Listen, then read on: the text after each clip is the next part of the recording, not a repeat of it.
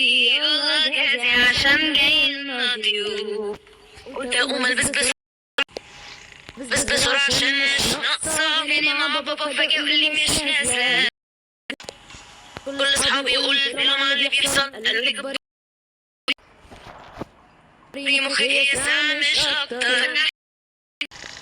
فتحت درجي طلعت البنطلون، فبابا شافني بلبس قال لي بجد انا مصدوم. نادى على ماما لا شوفي بنتك، قالت لي تلبسي فستان او حاجه من سنك. شوفي لي حاجه احلى خدي بالك وانتي داخله بتديله حاجه ساعه تقومي واقعه. انتي هتفضلي ساكته مش عايزه ولا غلطه. وساعتها الباب خبط فجاه وكله بيجري في الشقه. لما بابا فتح الباب نسمع بواب وجري من الشباك يتفرج وبين فرجة.